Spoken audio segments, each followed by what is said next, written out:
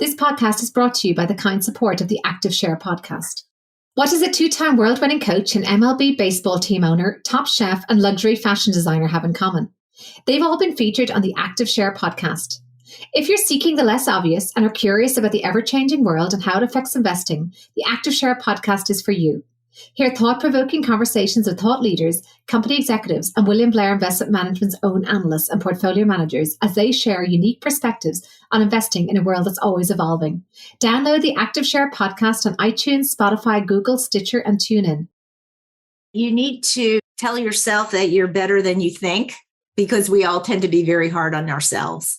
But that's hard to do. I mean, we have high standards for ourselves. I know high achievers tend to think they're failing.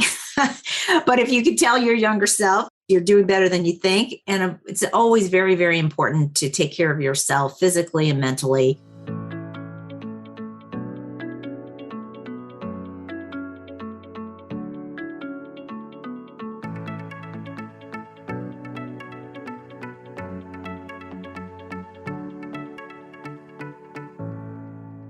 I'm Aoife Devitt, and welcome to the 50 Faces podcast, a podcast committed to revealing the richness and diversity of the world of investment by focusing on its people and their stories. I'm joined today by Cynthia Tusan, who is CEO and Chairman of Strategic Global Advisors, a fundamentally inspired and quantitative-driven investment manager focused on global equities, a role she has held for over 16 years. She previously was a portfolio manager at Wells Capital Management and is based in the Newport Beach area in California. Welcome, Cynthia. Thanks for joining me today. Thank you for having me, Ethan. It's an absolute pleasure to be here. Great. Well, let's start with where you grew up, what you studied, and how you came to enter the world of investing. Okay. Yeah, I'd love to take a little walk down memory lane with you. I have been living in California for the past 30 plus years, but I did grow up primarily in Maryland on the East Coast. And I had the great fortune and opportunity to attend Bryn Mawr College in Pennsylvania, and really enjoyed being part of a women's college that really focused on developing strong women leaders, academics, et cetera. So that really had a big impact on my psyche going forward. That is so interesting. I haven't had any other women who've been to all women's colleges on the podcast, but you're just making me think just how empowering that must be to have so many female role models surrounding you. I presume they have male faculty too, but you must be surrounded by a lot of thought leaders there. Yeah, I think one of the key advantages of a women's college is that from a student's perspective, all the organizations and clubs, et cetera, are led by women. So there's many, many more leadership opportunities at a women's college. But we did interact quite a bit with Haverford College, which is now a co-ed institution, but at the time I attended, it was all male. So there was a lot of friendships and collaboration with the Haverford College. So I think it was the best of both worlds, really. And then, of course, my parents were the ones who encouraged me to attend there. And so they were definitely sending me a message that they were wanting me to really focus on academic growth, because Bryn Mawr was known for its academic strength, and also just being very supportive and acknowledging that it's going to be a tough road ahead for women. My mother had 2 master's degrees, yet she was a stay-at-home mom. So I always got the message from her not to follow in her footsteps. So that was a message I always took to heart. And how did you move then from Bryn Mawr into the world of investing? What were the steps? Yeah, so it's interesting. Growing up, I remember a lot of fights around the dinner table. My mother, one of her master's degree was in fine arts, and then my father was an economist, had his PhD from UCLA. And so they would fight a lot about what career I should take. You know, it's almost like I wasn't there. They were debating between themselves. And what's interesting to me is I ended up really following a very entrepreneurial course. Even while I worked at companies like Wells Fargo, I was always experimenting with new ideas. And that's part of the reason why Wells Fargo was such a great fit for me. It was a very entrepreneurial kind of culture. So entrepreneurship to me combines both art and business. And then in my case, I focused on finance. Ended up being an econ major, taking a lot of art classes. So I was always walking the line between finance and art. And it really came to be a huge asset to me when I launched my company, because you have to be a jack of all trades. You have to come up with your logo. You have to do marketing materials, design your website, besides managing portfolios and plugging in the coffee pot and doing all of that. So having that dual background, I think, really gave me a great advantage in the entrepreneurial space. That's so interesting. I've never heard that juxtaposition before of finance and art. And in terms of the creativity, perhaps, that art assumes, do you think you have to be creative in setting up your own asset manager as well? Oh, yeah. I mean, I think asset management takes a tremendous amount of creativity and coming up with new factors and new ways of looking at the markets. And it's not just about what you back test, but you have to be forward thinking, right? And thinking out of the box all the time, and not just about what has worked in the past. So I think, yeah, having a creative mindset. And I do acknowledge that our team, whether they're programmers or analysts, they're valuable in that they have that creative mindset. And I think I probably appreciate that creativity more than most bosses would, right? So yeah, I really value creative thinking out of the box. And that's all about alpha, right? That uniqueness and how can you differentiate yourself from other asset managers. What is it that you like most about the world of investing and being an allocator, in particular, being a fund manager? So what's most appealing to me about being an asset manager is the fact that it is a career of continuous learning. Granted, it's extremely challenging. There's a lot to know. Even if you're just analyzing one company, it seems like it's almost an infinite amount of information that you need to know. So then expand that to an entire portfolio, and then an economy, and then multiple economies. So the amount of knowledge that you have to be on top of can be overwhelming, but at the same time, it's exciting, and you feel that you're in a career where your job is to develop yourself. So I think that's one of the attractive aspects of asset management. And that's a perfect segue to my question about education, because obviously you do have a passion for continuous learning. You also have a passion for education and in educating others. How did that come about? Well, I mean, I think that education is something that you do for yourself. Just like this career, you almost feel selfish being in this career because, again, it's your job to learn. And when you get a higher degree or even your undergraduate degree, that's something that is for yourself that you can take with you wherever you go. And it's something that helps you build your financial future. So education is something that is, I don't know, one could almost call it a selfish act. People who, they're in a marriage and they get their MBA. I mean, it's a real privilege to be in a relationship where your significant other allows you to do that. Obviously, you hope that it benefits the whole family, but at the same time, it's exclusively yours. So that's something I've really understood about education. And I think my parents have always pushed me to get an education because that's the best way you can ensure that your child gets to keep what you've given them. So I have that same perspective with my own children, for example. My first priority for them is to get an education because that's really my only guarantee about their future. I mean, even leaving them whatever wealth you've accumulated doesn't guarantee they'll be able to keep that wealth, but they will be able to keep the education that you've left them. So as a working mom, I've kept a close eye on how are my kids progressing? Are they on track with their education? And I've been acutely aware of the fact that if you are a working mom, your kids are in after-school programs, which frankly are below par. And I think the people that run the programs are fantastic. Their heart is in the right place. But I don't think that as a society, we invest enough into those programs. And I look at that and I say, why is that? Because dual working families certainly can afford to pay for it. but I just don't think that anybody sees it as a financial opportunity. And a lot of it has been relegated to the nonprofit space, where I think there's a lot of profit potential in that space. So I think there's a lot to be done in that area. So for me, education is critically important. It happens in school, it happens outside of school. And for kids, it's in their after school programs. And for adults, it's in those additional degrees that we accumulate to help ourselves succeed in the future. It's so interesting that you speak about after school programs, because obviously they are key to freeing up the work day for parents.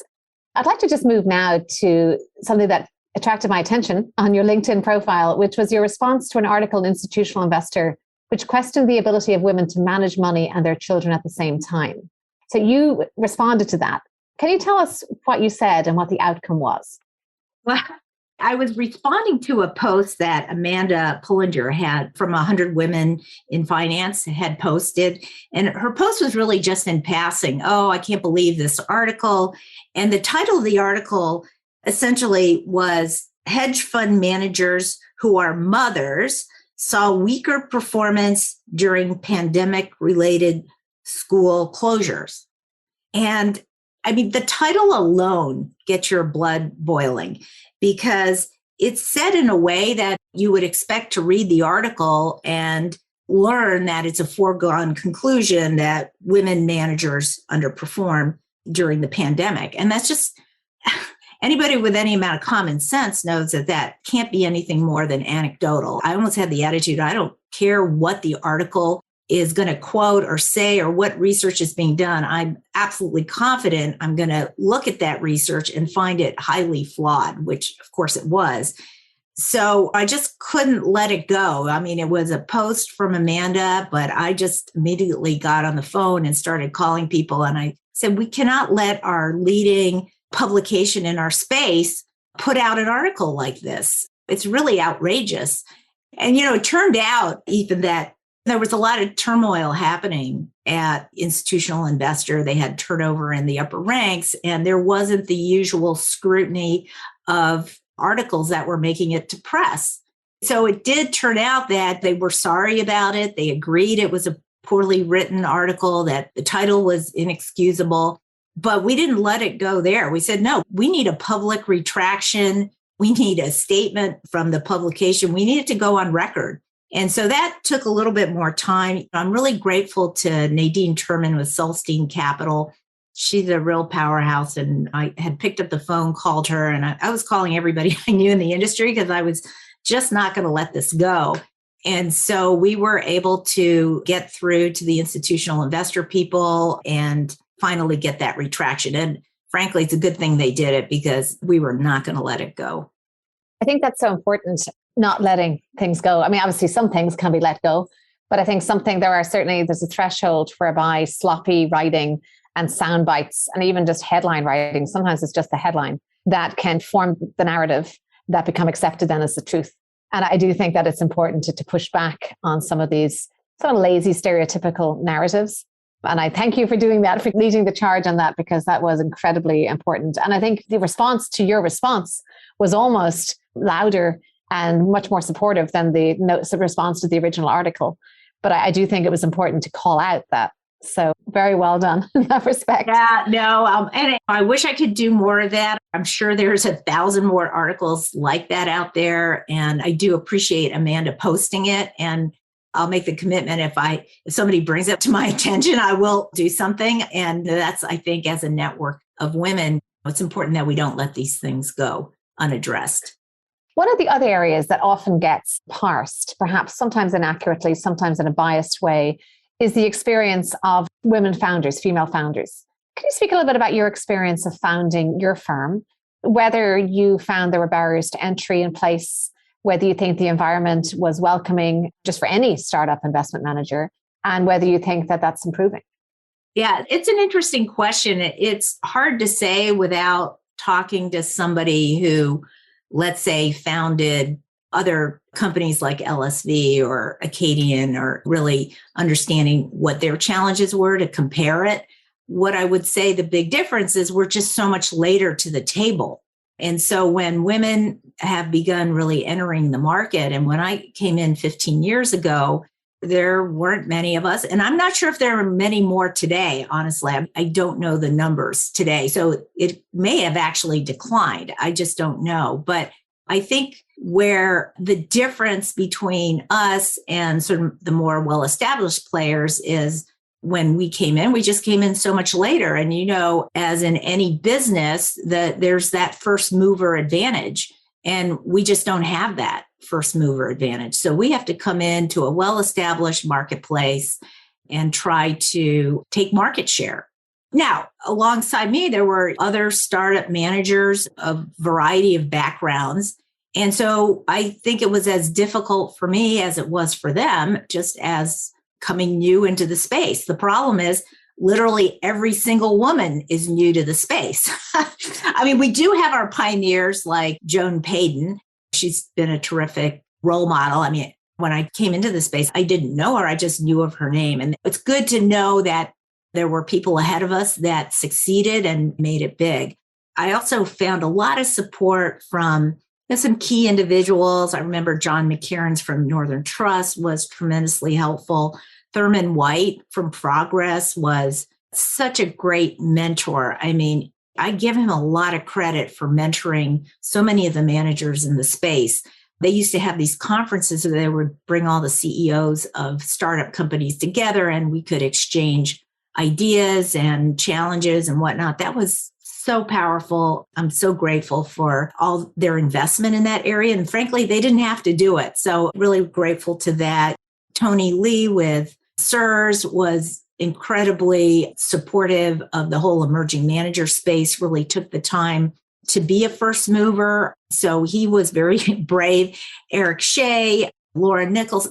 It's the individuals that really stand out to me. And I do think that emerging manager space does remain strong. I mean, of course, we miss Progress, but there's still Vivium, Addicts, Leading Edge, Exponents. I mean, I do think they play a critical role in the space. We are in the 5 billion range right now with our firm. So by a lot of measures, we're out of the emerging manager space. But for those entering the space, I believe that the emerging manager space is critically important to getting a foothold because really these firms, these manager of managers are sort of the venture capital funds of the space. They really get to know a company and understand it pre-performance. Like in venture capital, it's like pre-product, post-product, pre-money, post-money, all of that pre-revenue, post-revenue. So these emerging managers are really like pre-performance in our field is the way I would, because you don't have that 3-year track record yet. You don't have the assets. So they're really trying to evaluate you as a talent in the space, as well as a business owner and manager. And can you successfully run a business and stay despite the obstacles that are there? That's really interesting, comparing it to the venture capital industry. Just going back to the emerging manager of managers, the likes of Addicts, and actually Les from Addicts will be a guest a little bit later in the series. And you said that they provide the mentorship. How do they add value in terms of, you mentioned some of the coaching, the conference calls. Can you just give a little bit of insight into that? Yeah, I mean, I think that, and it's not just Addicts, they all do this. They take the time to call you after a presentation and give you really, really honest feedback. Here's where you went wrong. Here's what you did right. And so they are extremely open with you. Whereas I think there's no obligation when you're in a finals presentation in the mainstream space. They don't really call you and give you the honest, hard truth, right? They give you the general reasons why you maybe weren't selected. So in the emerging manager space, they tend to be more open, give you more detailed feedback, and give you an opportunity to improve the next time. So then, and I think the great news with the emerging manager space is there is always a next time if you're persistent and patient. And that's what you really need to do is be persistent and patient and really understand from their perspective. At the end of the day, it is the client making the final decision, and they're just trying to help you put your best foot forward. But that feedback is a gift, of course, as you know, and frank, honest feedback is really the only kind that works, at least to me anyway. I'm not interested in the platitudes. So just now moving to what's at the forefront of your mind as an investment manager in today's landscape. You mentioned you've had that nice success that has got you out of the emerging manager bucket, and you've been in business for some time. What's on your mind now at the helm of an investment manager? Well, I think first and foremost, just really being in tune with the team and making sure that our firm is a place where they can see themselves long term. So that's a big goal for me as sort of leader of the firm.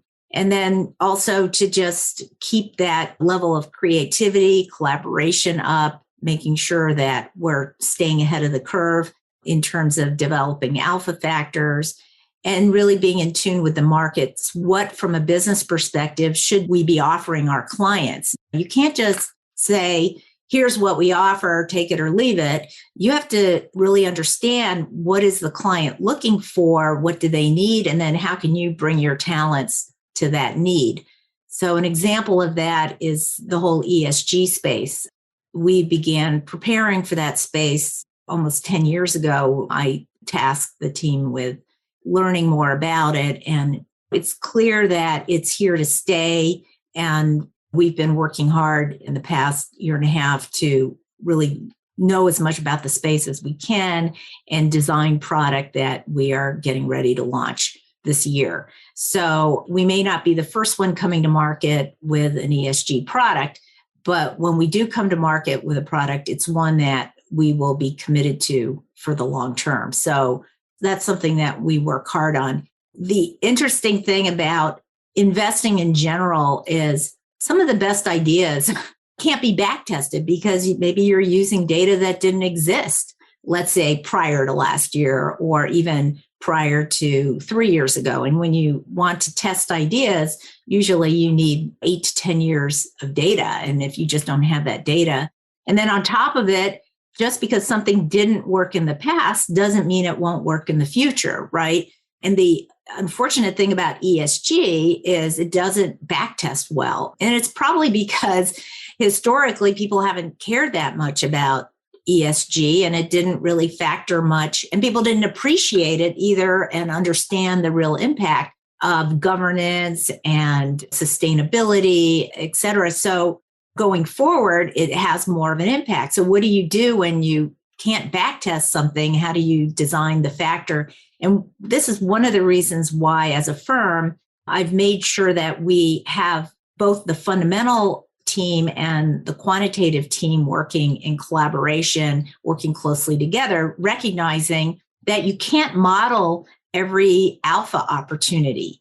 And so the fundamental team takes on a lot of the heavy lifting of the ESG work, while the quantitative team is working hard to figure out how to model what does that look like in a future forward-looking model. So it's definitely been a challenging space. And I think managers who are maybe 100% fundamental could jump in much quicker. But we really like to have a systematic approach. So we don't like to launch a product until we feel like, okay, we've got a solid process behind this approach.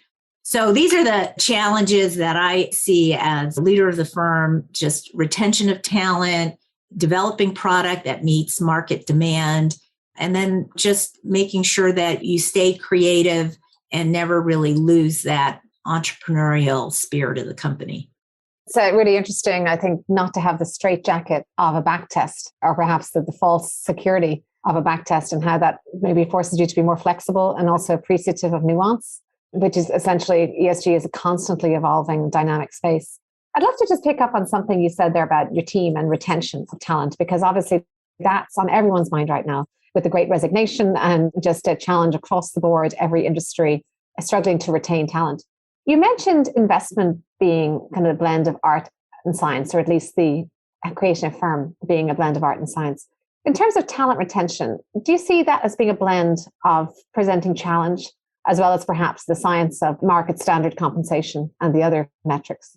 Yeah, I mean, it's clear the research shows that retention is not just about compensation. I mean, I think compensation is a given that you have to provide market competitive compensation. But employees are looking for more than that. I think that they're looking for growth opportunities, just like we said earlier, the advantage of our space. And it does take a little bit of pressure off us is that their job is to learn. So that's where being in asset management in and of itself helps the retention equation. But I think making sure that you're getting the feedback from employees. We did, an employee survey talking about brutal feedback. Once they really believe that your survey is anonymous, which of course is what we do, they will come back with real honest feedback. But you really appreciate ways to improve the firm.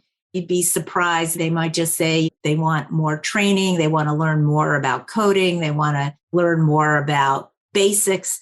So supporting your employees in seeking certifications, that kind of thing. And then just having them have a say in the culture of the firm. What kind of culture do you want to have at this firm? What are the values that are most important to you? So letting them drive that, and then we all accept and live by it, right? So often I think you set the values from top down, and it really needs to be set from bottom up. So those are some of the things that we try to do as a firm to engage with the team. And then also we try to be inclusive. Like when we do our research offsites with our academic advisory board, we include every member of the firm, whether they're from compliance or operations or research. It's not just the research team. I think a lot of firms, what I've seen is you carve out the investment people and you do a lot of these cool conferences. But what you don't realize is other members of the team are interested in that too. So we try to just be very inclusive in all of our activities.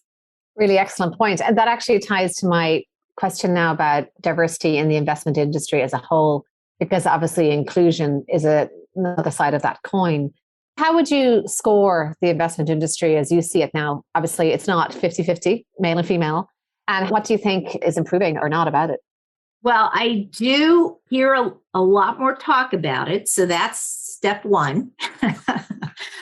But there's so much more work to be done. I mean, I think there's a whole pipeline that needs to be filled, and we all need to play a role in that. So we're definitely making more of an effort to fill our own pipeline, whether it's through internship programs or supporting diverse programs through donations.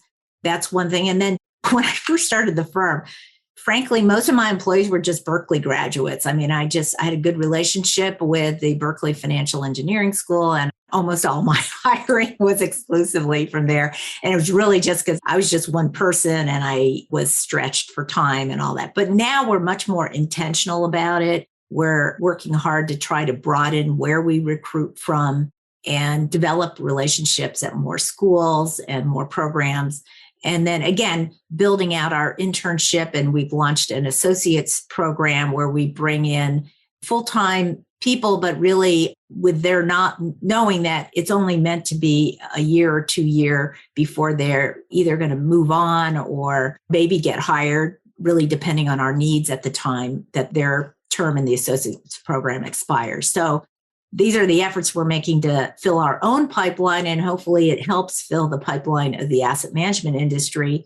And we do bring in speakers. I just had a speaker from the Millikan Institute. They're doing a lot of work in diversity. So I have them come and talk to the firm about what they're doing. And we talk about ways to collaborate. They pointed out to me there's a program called Girls Who Invest. They said, hey, you should look into that. So these are things that we're enjoying doing. I mean, it's a fun effort and we feel good about it.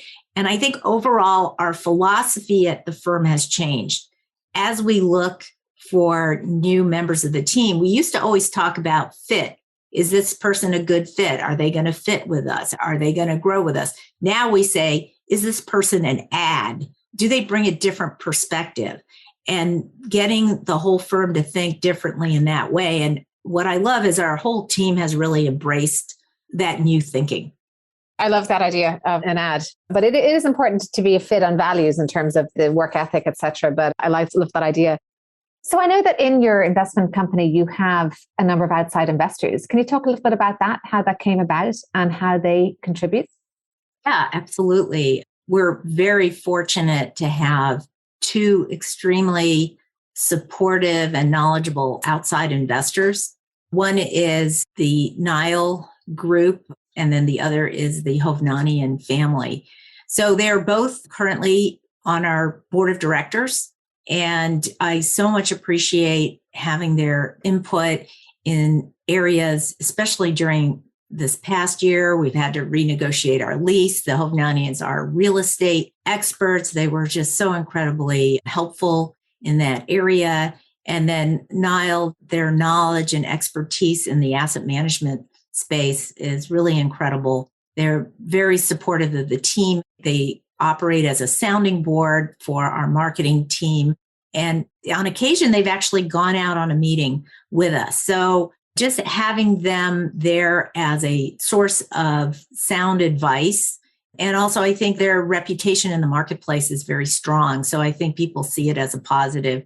I actually have known Mel Lindsay for many years. We were at Wells Fargo together. We joined there as senior portfolio managers. And then he went more in the direction, or he was promoted fairly rapidly to head up marketing. And I went on in the investments area, heading up the international asset management funds there. So I ran the international mutual funds at Wells Capital. So we've known each other a long time. And then when he launched Nile, I saw it as an opportunity to tap him into our team and access their knowledge and expertise. And the Hovnanian family, they were our first clients, and they have been really great partners, letting us do our thing. And when we were raising capital, they stepped up and offered to be a capital provider. And then when I needed to expand our team during the height of the crisis, they stepped up again at that time, where literally there was nobody else on earth willing to do that. So they are terrific partners to have during good and bad times. We're fortunate to have an advisory board that is populated by leading figures in the investment space. You know, we had Michael Brennan for many years, who's probably one of the top 10 people in finance. Because he was on our advisory board, we were able to attract top names like Rich Frankel and Richard Sloan. Michael Brennan has since sort of retired from our advisory board, but Richard Frankel and Richard Sloan remain on our advisory board. They're very actively engaged with our research team. And Richard Sloan, in fact, just moved down from Berkeley to USC.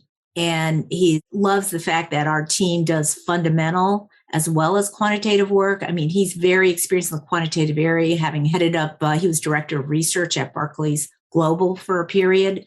So he really believes in our approach to investing, which is to integrate fundamental with quantitative, recognizing that models don't see everything. And it's important to have that feedback loop and that continual examination of models and what they may be missing. Allison Davis is also a member of our advisory board. She leads a company called Fifth Era, and they're one of the world's experts on Bitcoin and blockchain. And they've actually written a number of books on sort of the new economy, what's important going forward, and having their perspective in the markets has been very interesting to us. And she's been a great mentor for me. I really admire what she's done. She was CFO of Barclays Global. She serves on so many different public company boards, and she's been a great source of advice and an encouragement, not just for me, but for every member of our firm. So just moving now back to your personal reflections, you've mentioned already many of these mentors in the workplace that have assisted you as you emerged as a firm. Was there any key piece of wisdom or learning that you've taken from some of these key people in your career, or any creed or motto that you live by? I feel like my motto changes every year. There's so many great mottos to live by, and I think different mottos work for different points in your life. And for me, I feel like right now, the motto is to reconsider what you're thinking. Like if you're thinking something consider it could be the opposite. And I don't know who came up with that thought, but it is really, I said, mind expanding. You have a conversation, you walk away with one conclusion, or you heard something, and then you think, wait a minute, maybe I'm completely wrong. Maybe it's the opposite of how I'm interpreting that. And the great thing about it is it applies to whether it's a personal relationship or business relationship, or even if it's about the economy. Well, I think inflation is going to do this, but wait a minute, what if it's the opposite? and it's just good to make sure you're considering that you could be completely wrong. And I just think in life, it's a good way to think, and it helps you to be prepared for anything. I do the same. I call them thought experiments. And it's funny because not everybody can tolerate a thought experiment. You have to find your people in that respect, at least when you want to go down that particular route of thinking, perhaps the opposite, or just at least trying it on for size. So I love that. Connected with that, based on the fact that you do change your view and you do take into account perhaps a mistake and the need to change direction, have there been any particular setbacks or challenges or even investment mistakes that you've learned from? I don't think there's an investment mistake if you learn from it, right? Because that's what makes us experienced investors, and always looking back at what worked and what didn't work, and then seeing if you need to tweak your process to take that into account. I remember in 07, 08, we were hit hard by our exposure to China and the materials sector. And part of that was specifically metals and mining. And we realized, well, look, if you look at materials and you split out chemicals from metals and mining, they're not the same thing. So we immediately started drilling down to the industry level in terms of risk control. So it also meant that we were locking in our losses, trimming back on metals and mining. May have been the wrong time to do that, but you have to just bite the bullet and say, okay, you know what? I made this mistake. I'm not going to double down on it. I'm just going to correct it and then move forward. So these are tough decisions to make, because once, let's say you own a stock and it drops and you think, well, should I hold on to it and hope that it comes back, or should I double down on it because it's down now? Well, if your exposure to it was too large in the first place, the best thing to do is just cut back your position and move forward. And that's very, very hard to do in the investment space. So this is the sort of discipline that I've learned over the years that works. And I've been hit hard by the great financial crisis, COVID, but what do they say? If you live it, you're stronger, that kind of thing. So no, I've learned to really deal with these extreme situations, and to the point where I think I'm pretty expert at it. I gather in my vendors, I figure out how to control costs and make sure that the most important thing is to make sure your firm is in a good financial condition to survive these downturns. And then stick to your discipline on how you're investing, incorporate any adjustments that you need to make, that maybe these extreme events are the ultimate stress test of your portfolios. So you will find out where the weaknesses in your risk model are, and those are opportunities to improve your process. So there are great ways to improve your process, but at the same time, financially, you need to make sure that you come out strong. So really an eye to the bottom line and cost control, et cetera, is what I recommend doing during these periods of extreme crisis. Yeah, I think the expression is what doesn't kill you makes you stronger. But certainly, I would say certainly every market downturn has left its mark on me, and that's what makes us more experienced professionals. My last question is around any advice you would have for your younger self. Looking back to that young woman, perhaps at Bryn Mawr, is there anything that you know now that you wish you had known then? Well, I think that you need to tell yourself that you're better than you think, because we all tend to be very hard on ourselves. But that's hard to do. I mean, we have high standards for ourselves. I know high achievers tend to think they're failing. But if you could tell your younger self, you're doing better than you think. And it's always very, very important to take care of yourself physically and mentally. I remember in 09, we just didn't know, right? I mean, people would say, oh, the markets aren't working. We didn't know if there would even be a stock market. I mean, the markets were down, in some cases, 60%. So it was an extreme environment. And I just remember starting to go to the gym every day. I mean, I think it's really important to just make sure you're taking care of yourself and you're using a healthy outlet for that stress and not to beat yourself up during those periods. Well, thank you so much, Cynthia. It's been wonderful to have you open our eyes to the intersection of art and finance. And also thank you for taking the initial step in setting the record straight for some of the tropes that get put out there regarding working mothers. We owe you for that one. So thank you so much. And thank you for coming here and sharing your insights with us. Well, thank you. It's been a pleasure, Ethan, and I appreciate the opportunity to chat with you. I'm Ethan Devitt. Thank you for listening to the 50 Faces podcast. If you liked what you heard and would like to tune in to hear more inspiring investors and their personal journeys, please subscribe on Apple Podcasts or wherever you get your podcasts. This podcast is for informational purposes only and should not be construed as investment advice, and all views are personal and should not be attributed to the organisations and affiliations of the host or any guest.